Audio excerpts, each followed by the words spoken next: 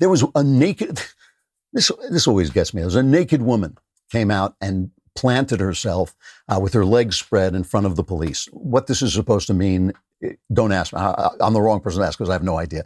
Here's the LA Times covering this, all right? A woman wearing nothing but a black face mask and a stocking cap strode. That's always a big, whenever somebody strides in a news story, you know that they're supporting that person. Strode toward a dozen heavily armed agents attired in camouflage fatigues lined up across a downtown Portland street. The agents dispatched by the Trump administration over vociferous objections of state and city officials are part of a force that has fired projectiles at and detained activists. They're not rioters, they're not looters. They are looters and they are rioters, but never mind, they're activists. That's been going on since the killing of George Floyd by Minneapolis police May 25th.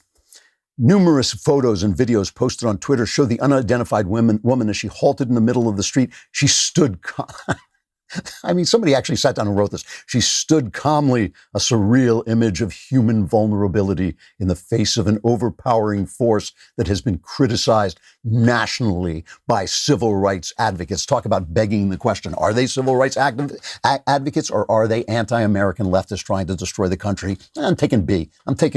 I love this. Nudity, this is still the same article. Nudity has also served as a form of protest since at least the 11th century, when legend holds that Lady Godiva rode naked, veiled only by her long hair to protest what? Oppressive taxation. So Lady Godiva was a Tea Partier.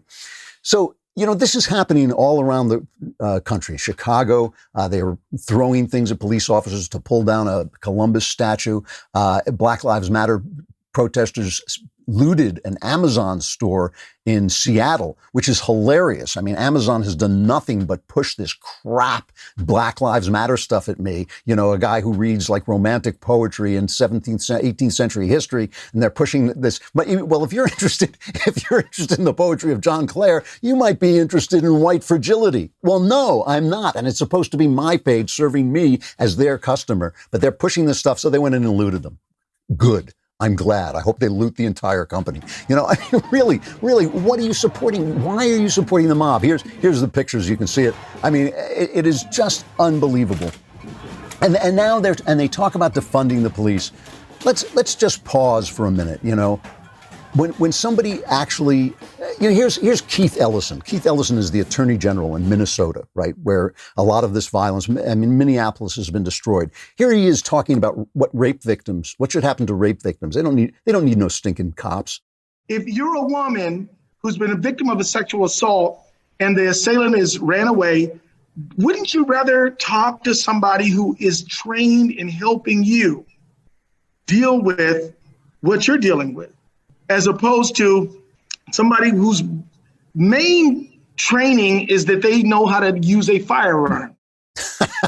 One of their main training is they also know how to use, Keith, a rape kit and gather clues about what's going on. The police are trained in dealing with this so they can catch the rapist, because, you know, the thing about the rapist is he's going off to rape somebody else.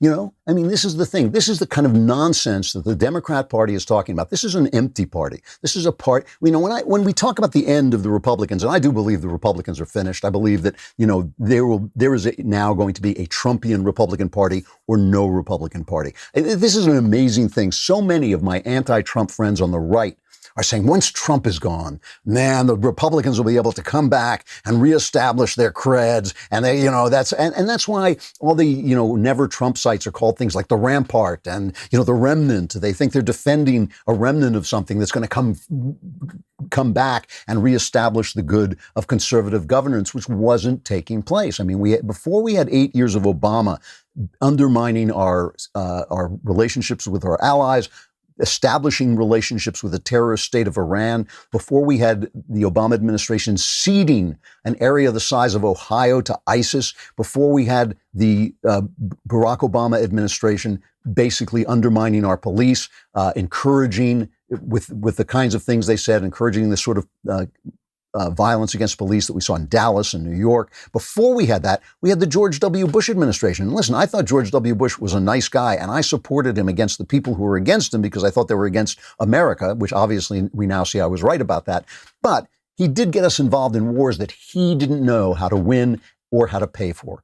If he had known those things, I would have completely supported him, but he didn't. He got us into wars that went on and that are not paid for, and that ultimately couldn't be won on the terms that George W. Bush himself set. So we've had 16 years of bad governance. Trump is a better president than both those guys. He is a better president than both those guys.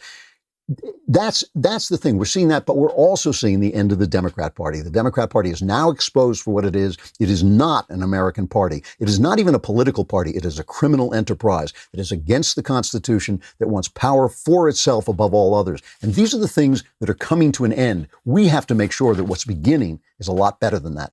I hope you enjoyed that clip from The Andrew Klavan Show. If you did, go ahead and hit the subscribe button so you stay up to date on all our future content.